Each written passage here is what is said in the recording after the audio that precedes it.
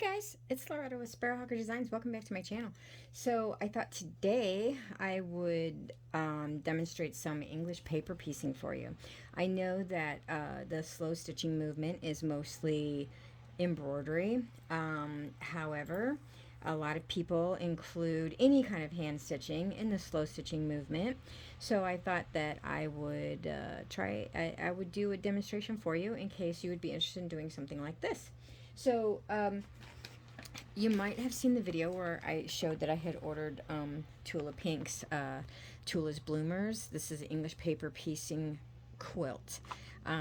It comes with the pattern and the pieces of paper that you wrap your fabric around, and the templates. Okay, now you do not have to buy something like this if you don't want to. I'm sure there are you can find just hexes in all different sizes, and you can also find diamond papers in all different kinds of sizes, and you can just go from there and do whatever you want with whatever project you want to make.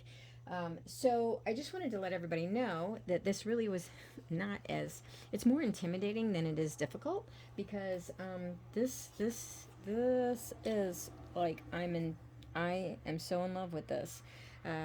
This was not difficult at all.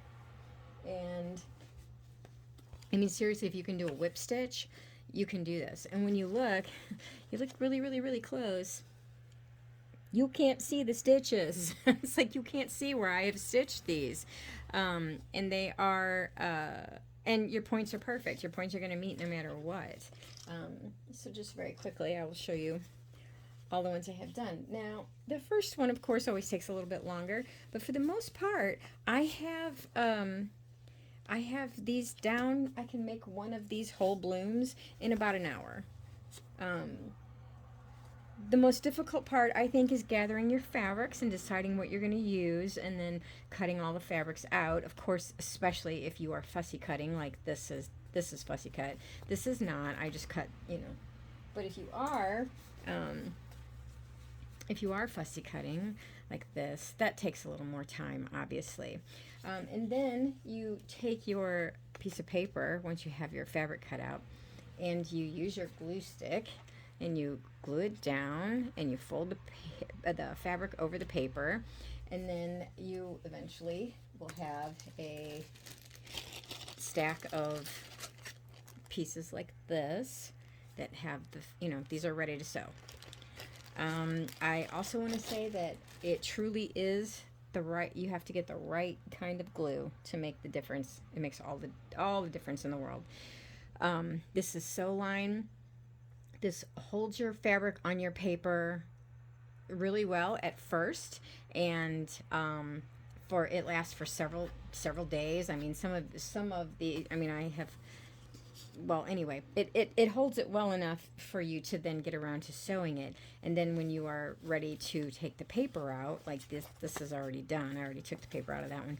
When you are ready to take the paper out, it has, you just flip up a piece of fabric there, you stick your nail in there, and just grab that out. And then you just, yeah, it's seriously that easy. And I can reuse this.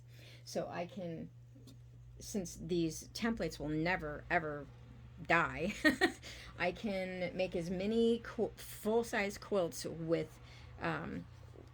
using those templates as I can reuse the paper. So like if I can get 4 uses out of these, I can make 4 whole quilts out of this. So in the long run, it's very worth its money. But anyway, you can see how easy that was. Any other glue I've tried to use was a nightmare. Like I could not, it frayed the fabric, it wouldn't come loose, it was a nightmare. And literally getting the right glue made all the difference in the world. I could not believe it. I got this at the quilt shop across the river. You can get them on Amazon. I have looked at Joann's and Hobby Lobby and did not see this at either one of those stores. So anyway, yeah.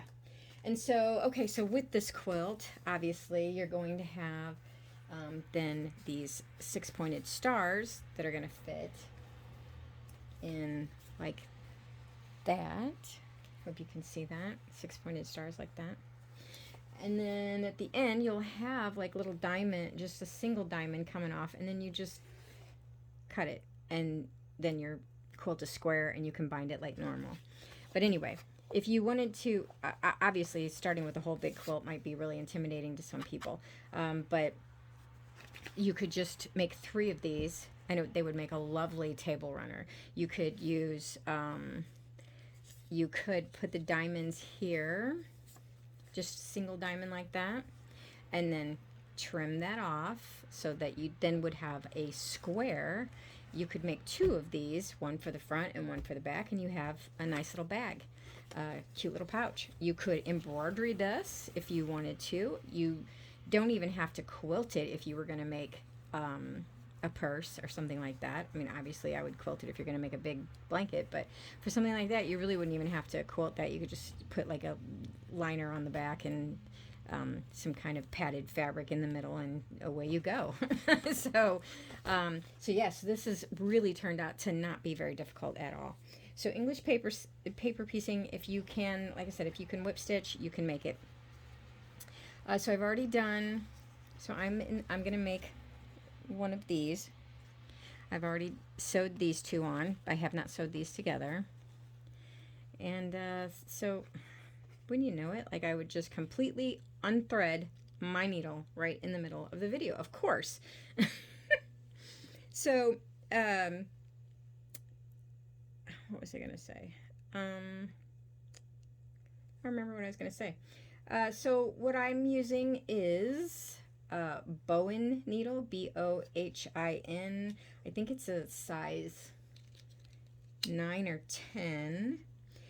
You want a needle that's kind of not super fat at the top, you know, almost like a milliner's needle. You want it kind of to stay straight, sturdy, and not with a whole lot of shape to it. Almost like a straw needle. I do not have any straw needles, so that is not what I'm using. And of course, I can't thread this needle now because I got the camera going. The thread that I'm using is just Gutermann's cotton.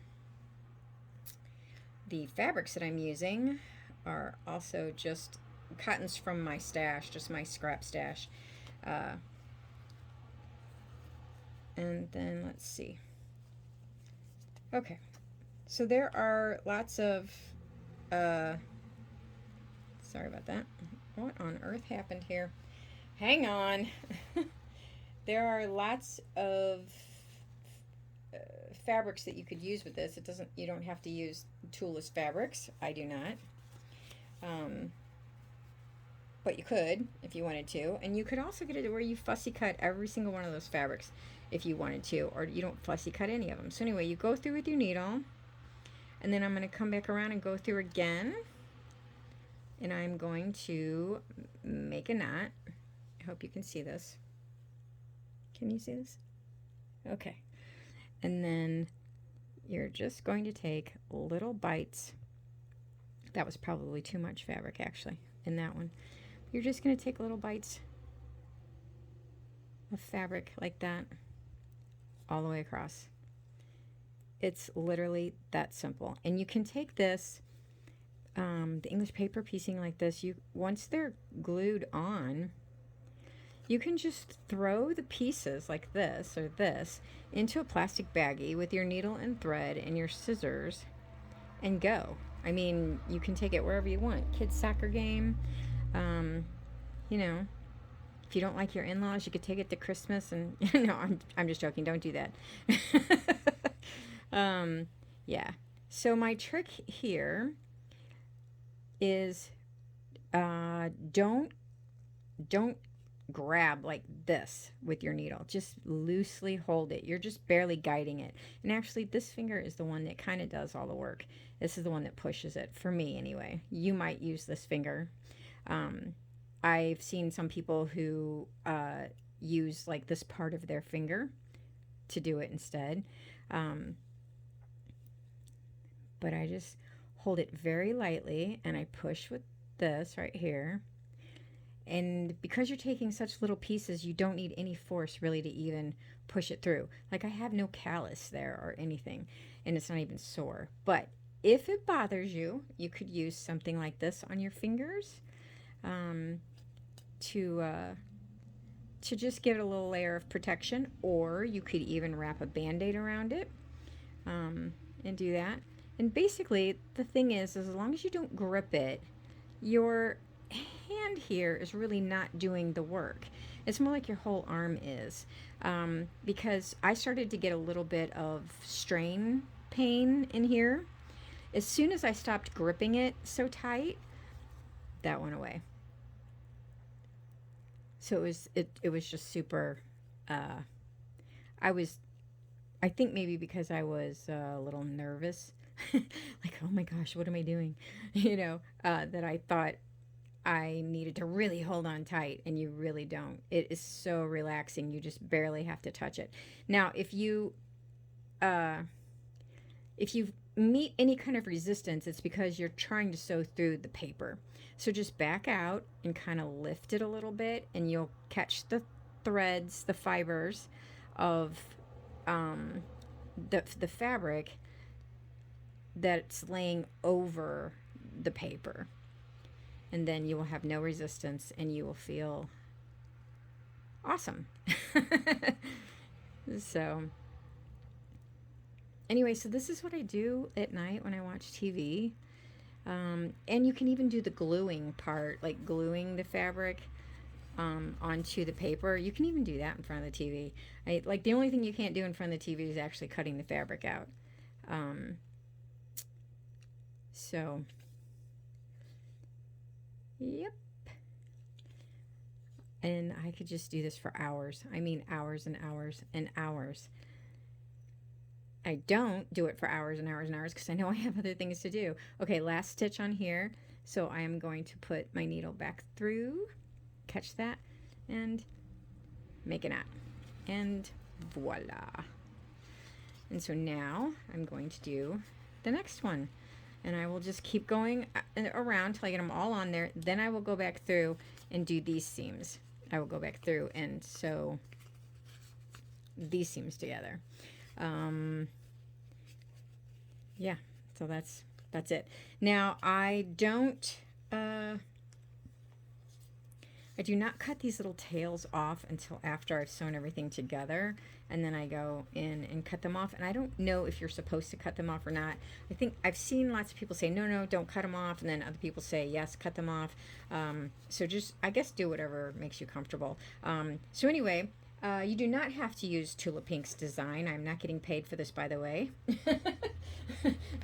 Ms. Pink did not pay me for this promotion. You do not have to do this, her pattern. There are other patterns out there, and you could just buy a bunch of hexie papers or diamond papers and make what you want. Yeah, you don't have to use her stuff. But anyway, I just wanted to come on and share with you what I learned and how it was not scary at all. Once I started, it was not scary. Real quickly. So, yeah, here's what it looks like once you've glued it on. I'm sorry, I keep coming over here. It's down here. And let me show you real quickly how you glue that. I mean, it's seriously. So you put so when you cut this out with the template has the seam allowance already in it. So you will cut it out this size with your rotary cutter. If you don't have a rotary cutter, you can trace it and cut it out with your scissors. Anyway.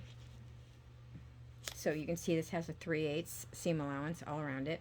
You put your piece of paper in there. You take your handy dandy sew line glue stick, and can you see this?